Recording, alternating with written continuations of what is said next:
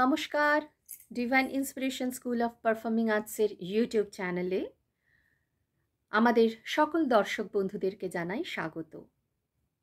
আজকে আপনাদের জন্য যে ভিডিওটি নিয়ে এসেছি সেটি রবীন্দ্রসঙ্গীত জাগে নাথ আধারিত একটি নৃত্য।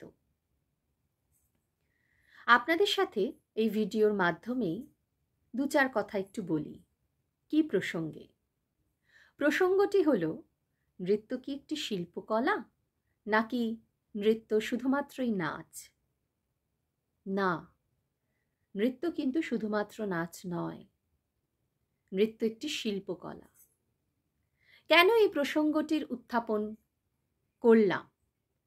তার কারণ, নৃত্যকে নিজের জীবনে ধারণ করেছি আজ বহু বছর, সেই কোন ছোটবেলা থেকে নৃত্যের সাথে দীর্ঘ সময় যাপন করে চলেছি এবং যাপন করব, সেটাই জীবনের লক্ষ্য। সেই জায়গা থেকে শিক্ষাদানের জীবনটাও নৃত্য নিয়েই। এই নৃত্য শিক্ষাদানের জায়গা থেকে যে অভিজ্ঞতা অর্জন করেছি তা বড় ব্যথা দেয়। সব অভিজ্ঞতা খারাপ বলবো না, বা সব অভিজ্ঞতা ব্যথা দেয় তাও বলবো না, কিন্তু কিছু কিছু অভিজ্ঞতা বড়ই ব্যথা দেয়।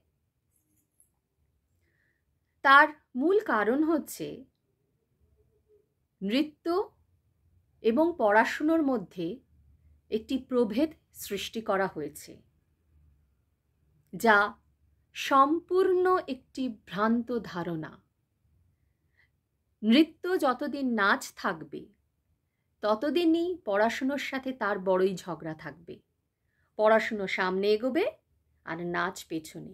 আসলে তো নৃত্য নাচ নয়, এটি তো শিল্পকলা। তাই পড়াশুনোর সাথে তার কোনো ঝগড়া নেই।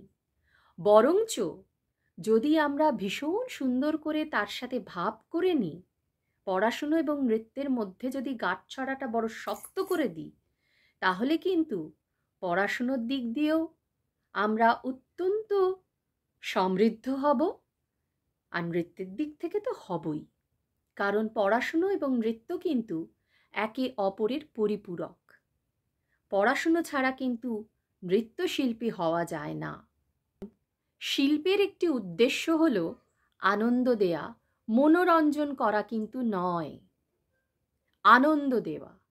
এই তফাৎটুকু আমাদেরকে বুঝতে হবে, এবং এর জন্যই আপনাদের সাথে আমি অবনীন্দ্রনাথ ঠাকুরের শিল্প সম্বন্ধে কটা কথা একটু ভাগ করে নেব। অবনীন্দ্রনাথ ঠাকুর শিল্প নিয়ে অনেক প্রবন্ধ রচনা করেছেন। সেরকমই একটি প্রবন্ধে তিনি শিল্পের কাজ বা শিল্পের উদ্দেশ্য এই নিয়ে লিখতে গিয়ে লিখেছেন, জড়তা থেকে মুক্তি দেওয়া, আনন্দ ও ভোগের অধিকার বাড়িয়ে দেওয়া এবং মানুষকে ক্ষমতাবান করে তোলা রসসৃষ্টি ও রূপসৃষ্টি বিষয়ে এই হলো শিল্পের কাজ। শিল্পের কাজের দায়িত্ব বা শিল্পের কাজের গভীরতা মাপা যাবে না। এ বড় দায়িত্ব। কেন? আমি একজন মানুষকে আনন্দ দেব, একটি শিল্পকর্ম একটি মানুষকে আনন্দ দেবে। এই একটি মানুষকে আনন্দ দেওয়ার দায়িত্ব বড়ই কঠিন। কারণ যিনি শিল্পী, তিনি যদি তার শিল্পকর্মর সাথে, তিনি যদি তার শিল্প চর্চার মধ্য দিয়ে আনন্দ না পান, তাহলে অপর মানুষকে আনন্দ দিতে পারবেন না। তাহলে নৃত্যকলা যেহেতু একটি শিল্প, নৃত্য চর্চা করলে কিন্তু আমরা আনন্দে থাকব, আমরা মুক্ত থাকব। কোথা থেকে মুক্ত থাকব? আমাদের মানসিক জড়তা থেকে মুক্ত থাকব। আর কি? আমরা সবসময় সৃষ্টির কাজে মেতে থাকব, যা আমাদের আগেই কবি বলে দিয়ে গেছেন, সৃষ্টি সুখের উল্লাসে। আরেকটি জায়গা একটু পড়ে শোনাবো। অবনীন্দ্রনাথ ঠাকুর আরেক জায়গায় লিখছেন, রূপদক্ষ তারা সুন্দরের নিজেরই প্রভায় সুন্দরকে দেখে নেয়, অন্ধকারের মধ্যেও অভিসার করে তাদের মন। কালো দিয়ে যে আলো এবং রং সবই ব্যক্ত করা যায়, সুন্দরভাবে তা রূপদক্ষ মাত্রই জানেন। রূপদক্ষ অর্থাৎ শিল্পী। শিল্পীর কাজটি কতটা গভীরে তা এই কথাগুলি থেকে বোঝা যায়। কারণ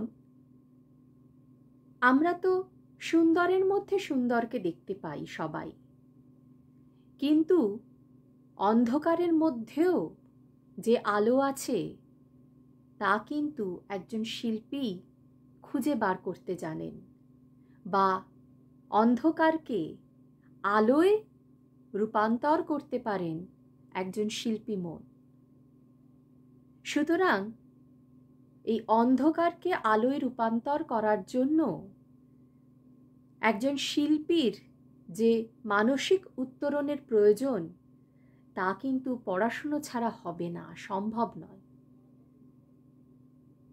সুতরাং শিল্পী মাত্রই সে যেমন অপরজনকে সমৃদ্ধ করবে, তেমনি সমৃদ্ধ তখনই করতে পারবে যদি সে নিজে সমৃদ্ধ থাকেন এবং সেই বিষয়গুলো, যে বিষয়গুলো তাকে ঋদ্ধ করবে, তা কিন্তু একমাত্র পড়াশোনার মাধ্যমেই সে গ্রহণ করতে পারবে।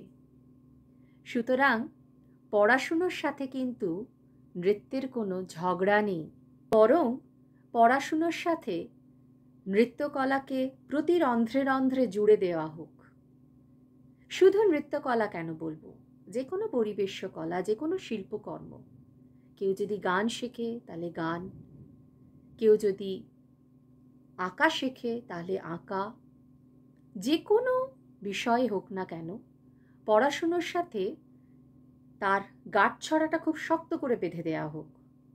তাহলে কিন্তু সে তার জীবনে ঋদ্ধই হবে এবং তার যে পারিপার্শ্বিক মানুষজন থাকবেন, তাকে নিয়ে যে সমাজ তৈরি হয়ে রয়েছে, সেই সমাজও উন্নতি করবে এবং আমাদের মানসিক উত্তরণের প্রয়োজন।